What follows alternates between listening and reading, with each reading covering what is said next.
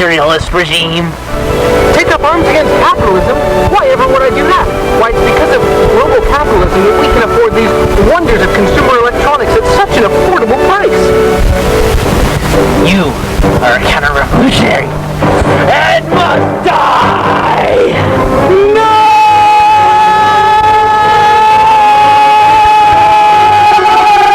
This was a dramatization using highly trained actors.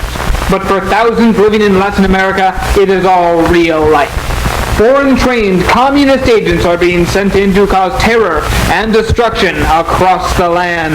That is why we here at the CIA are working tirelessly to stop the spread of communism. Our allies toil day and night in the fields of Latin America, all so you can sleep soundly in Latin America.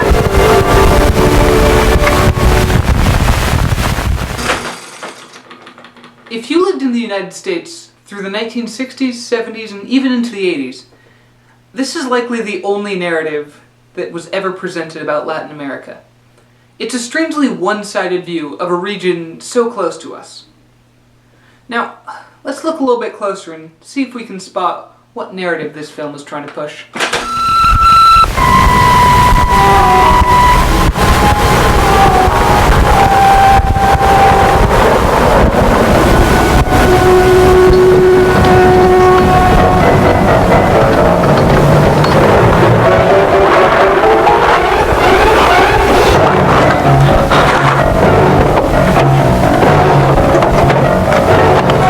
Another subversive.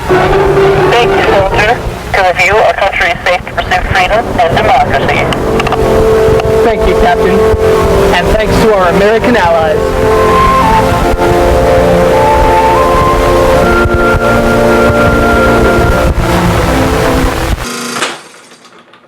Cutting through this decade-old layer of propaganda is essential to understanding the real story of dictatorships in Latin America. The effectiveness of this propaganda and others like it cannot be understated. The idea that Latin America is somehow inherently more violent than the more civilized Western world is not only a horrifically untrue lie spread by the CIA and other United States government organizations, it's also seeped its way into popular culture. Let's take a look at a scene from a supposedly non-political, lighthearted comedy film decades after this propaganda was produced. Hey, boss! Hey, if you're going back, stay on the path. You know, there's gorillas in these woods. Gorillas? Too cool. Ben, honey, there are no gorillas. Not here. Oh, yeah, there is, boss. Sorry, Captain Ron. Gorillas are native to equatorial Africa.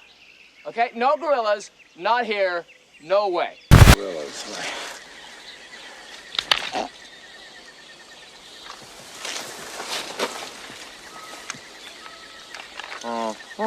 People that have lots of problems, and they're bringing those problems with us.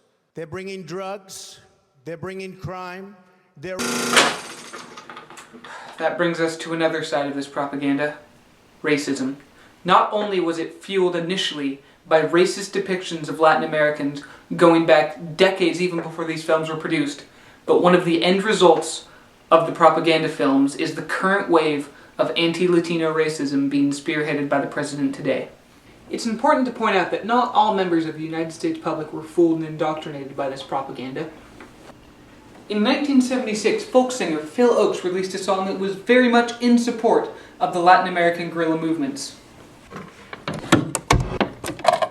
Hands of the peons at the lowest possible wages, while the profits are made by the strangers from far away. Now some pick the fruit of the vine, while others will go to the mountains and eat the fruit of the hillside and learn the way of the rifle and wait for the time. But at the end of the day, it's nearly impossible for just one folk singer to go up against the power of big business and the state combined. Speaking of big business and the state, let's talk about how this mess of war, propaganda, and profit all got started. But the lengthening shadow of evil hinder the way. already lost our Cuban plantations to those common bastards. And now they're talking land reform in Guatemala, even in Chile. I understand what you're saying, I really do, but we can't be seen supporting coups. What sort of image would that give us? I mean, come on, we're supposed to be the shining city on the hill. Peace, freedom, democracy, all that. Don't BS. This is the Cold War, pal. All that matters is the dollar bill. You know all the peoples down there. You know, what would happen if Moscow started taking over? You remember the Bay of Pigs? We have to stop it before it spreads. But don't the people have a right to choose?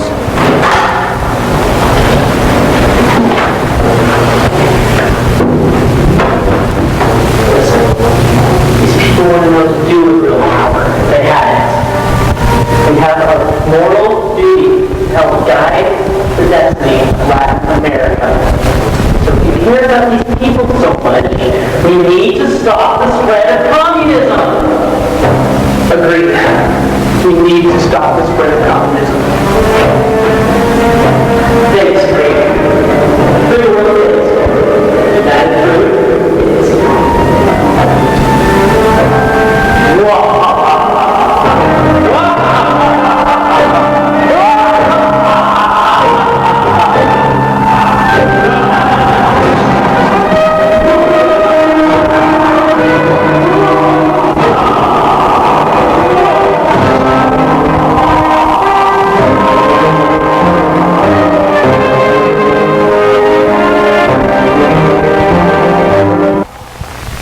One of the most interesting aspects of these propaganda campaigns is the hypocrisy of it all. Several times in these films they seem to call out, almost by name, the horrible practices of US-backed paramilitary forces. If you simply ignore the hammer and sickle imagery of the evil communists of the film, they are almost indistinguishable from the very real paramilitary campaigns of terror. Let's take a look.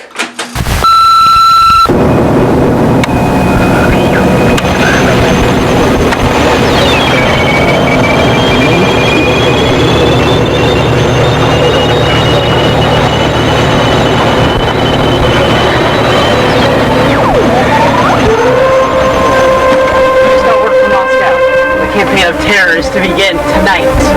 By the time we're done with this country, us and the other Communist Party members will be living like kings. Now come on, let's burn this mate plantation to the ground. Wait! These are our own people! Seems there are always some counter-revolutionaries. These are not our people. But they provide jobs to the impoverished masses of our country!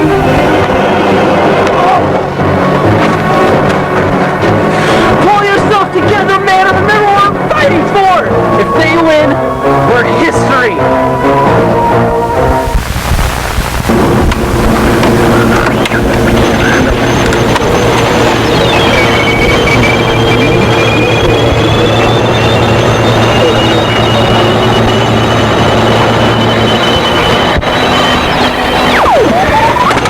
We've worked for the United States Strategic Command. We need to take out this village tonight. When we do, we'll be living like kings.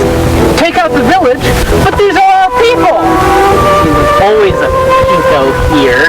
These are not our people. But they're just peasants and others who work the land!